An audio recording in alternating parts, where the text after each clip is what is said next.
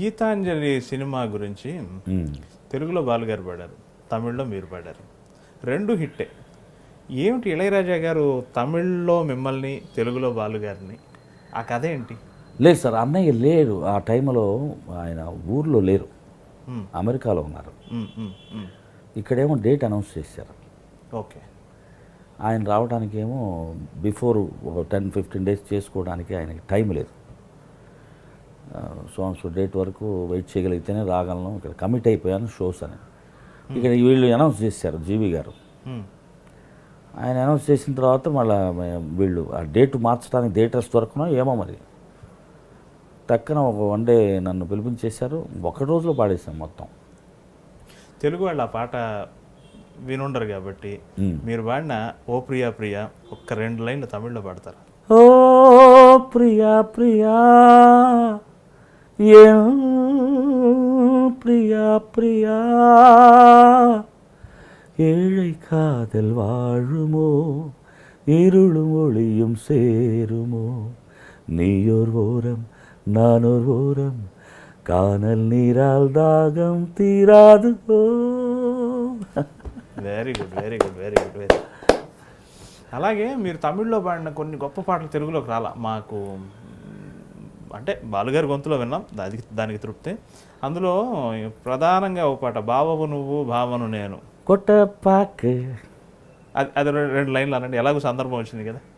కొట్టపాకు కొழுந்து వెత్తలయం పోటావా పోటావాయ్ సెవకం మచ్చానాను సుందరి నీయో தொட்டாதோள் பறகும் நாக்கு ஜவக்க சுண்ணாம்பு வேணும் நீயும் ஜவக்க மாப்பிள்ளை வேணும் நாக்கு செவக்க சுண்ணாம்பு வேணும் நீயும் ஜவக்க மாப்பிள்ளை வேணும் தாலி கட்டியதும் தாலிக்க వేణం కొట్టపాకు. ఇంత ఉత్సాహంగా ఉంటారు, భక్తి పాటల్లోకి వచ్చేసరికి మళ్ళీ అంత తాత్వికంగా నానాటి బతుకు నాటకము, అది కూడా అదే ఫీలింగ్. అస్మదీయమగటిమి అని వస్తానమ్మంటే శోభనమే శోభనమే శోభనమే 16 కళలకు ప్రాణాలైనా రాతి దేవతలకు ఆవాహనం.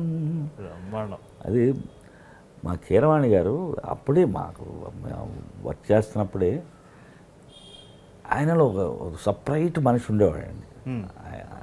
ఎప్పుడు ఏదో చేయాలని తపన, ఆ తపనే ఆయన ఇంత దూరం తీసుకొచ్చింది. ఓకే, ఇన్నేళ్ల తర్వాత కూడా అలాగే సస్టైనబిలిటీ ఉంది.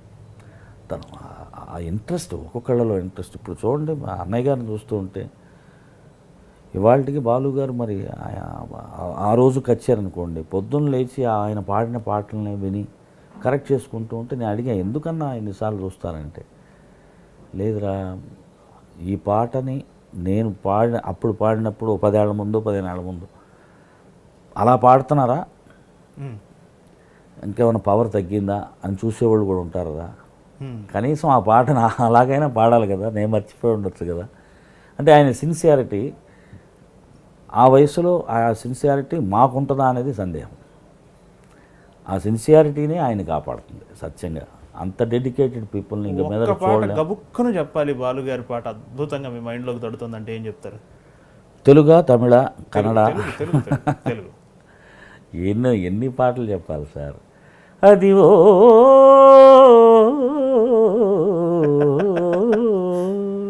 అంతే అంతే అంతే, డౌటే లేదు. Hi, this is Mano. Watch my exclusive interview with Yamuna Kishore in I dream.